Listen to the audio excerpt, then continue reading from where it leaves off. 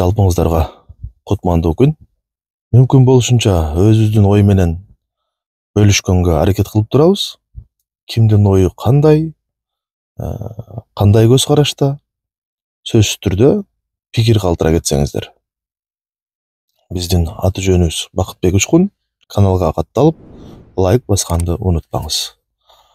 Ал сизден бизге белек болсун. Урматтуу замандаштар, азыр коомчулук арасында Кыргыз мамлекетинин ичинде жалпы жарандардын ортосунда ар кандай көз караштар бар. Биринчиден, азыркы иштеп жаткан Кыргыз бийлиги кандай иштеп жатат? Туура иштеп жатабы же туура эмеспи? Адилеттүүлүккө карай жол алдыбы же тескерисинче болуп жатабы? Мен азыркы учурда же тигиндей же мындай деп айтуудан бир аз өзүмдү алыс кармап туруп, жалпы коомчулуктан мүмкүн болушунча көз карашын билгенге аракет кылайын деп турам. Кыргыз калкынын арасында эки тараптуу, жөнөкөй сөз менен айтканда, эки ача көз караш пайда болду. Биринчиси, коомчулуктун көз карашы оңолмоюнча жашоо оңолбойт. Коомчулуктун, Кыргыз эли журтунун деңгээли өсмөйүнчө Кыргыз мамлекетинин башчыларынын да деңгээли өспөйт. Же болбосо Кыргыз калкынын өз алдынча изденүүсү канчалык алгылыктуу болсо, биздин өлкөнүн алга карай умтулуусу дагы ошондон көз каранды деп айтылып келет. Экинчиси, мамлекет башчылары президенттен баштап бүт министрлик, ошондой эле алардын командасы, жалпы эле бийлик кандай жол менен кетсе, өнүгүүгө карай өздөрүнүн дарамети жетсе, ошого жараша болот. Бул эч качан жалпы коомчулуктан көз каранды эмес деген дагы көз караштар бар. Сиздин оюңуз кандай? Сөзсүз түрдө пикир калтыра кетиңиз. Бул болгону жалпы мекендештердин көз карашын билели деген гана максат. Менин жеке оюм, балким туура эмес айтып жатам. Менин көз карашым төмөнкүчө. Кандай гана мамлекет болбосун, айырмасы жок, Кыргызстанбы же жана башкабы, өнүгүүгө карай бет алуунун баштапкы башаты каяктан башталат? Мамлекет деген бул эмне? Коомчулук бул мамлекеттин туткасы. Мамлекеттин уюткусу ошол элдин калкы болуп эсептелет. Демек, ошол мамлекеттин изденүүсү, өз алдынча ой жүгүртүүсү замандын бүгүнкү күндөгү агымына карай деңгээлинен көз каранды деп билем мен. Кантип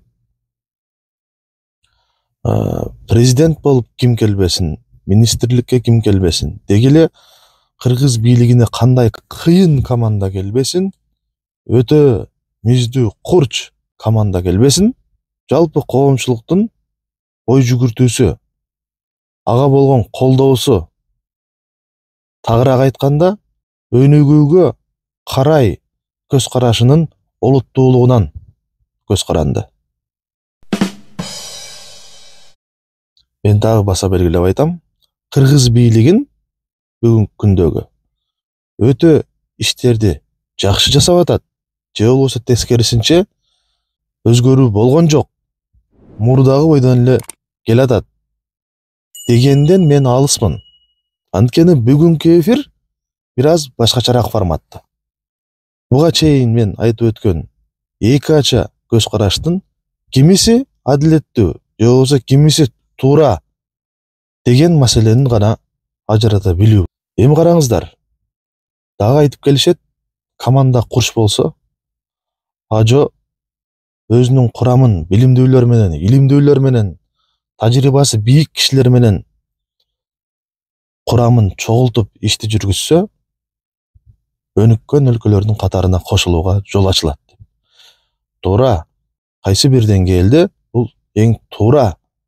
Ошол күчтүү команда, адилеттүү курам, тартипти бекем кармаган, ыйманы бийик, ынсабына алы жете турган ажо командасы менен каяктан келет? Ошол кыргыз элинин арасынан суурулуп чыгат. Ошол кыргыз коомчулугунун ичинен жүргүзүлүп жаткан ар кандай көз караш, алдыга жылуунун, ой толгоолордун, ошондой эле жалпы кыргыз калкынын деңгээлинин ичинен кайналып, ошого суугарылып чыккан курам, ошактан чыккан кишилер болуп эсептелет. Демек, байкап көрүңүздөр, ошол кыргыз калкынын ичинде кандай түшүнүктөр кайнап, жетилип, бышылып жаткан болсо, бийликке келген ажодон тартып жалпы командасы дагы ошол кыргыз коомчулугунун арасынан келип жатпайбы? Экөө бири-бирине шайкеш келет. Эки тараптын бири-бирине болгон көз карашы, түшүнүгү кайсы бир деңгээлде дал келет. Бул деген сөз канчалык деңгээлде алдыга карай жылат, максат коет, ошол элдин каалоосу менен, ошол кыргыз калкынын түшүнүгү менен, көз карашы, деңгээли менен шайкеш келет. Канткенде кандай гана мамлекет болбосун, алдыны көздөй жол алат. Акты ак, караны кара, арам менен адалдын айырмасын так ажырата билүү менен, мыйзамда көрсөтүлгөн талаптарды так жана даректүү өз учурунда кое билүү менен, жакшы иштеп аткан учурларды баса белгилөө менен, ошондой эле туура эмес бараткан жолдорду байкаган соң аны баса белгилеп, көзгө сая айта билүү менен гана түзөлөт. Бул нерсе өтө маанилүү.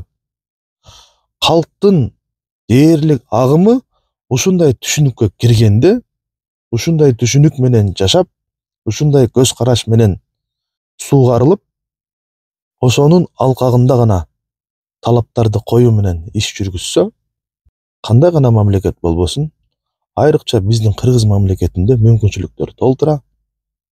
Калкынын саны 7 миллион. Бирок өтө ойлондурган, ар бир саресеп салган кыргыздын көңүлүн бура турган жалпы коомчулуктун түшүнүгү экача болуп турат. Биз каалайт элек, ошол экача түшүнүк экөө бири-бири менен шайкеш келип, бири-бири менен акылдаша билип, бир багытты көздөй жол тартканда жакшы гана жыйынтыктар чыкмак.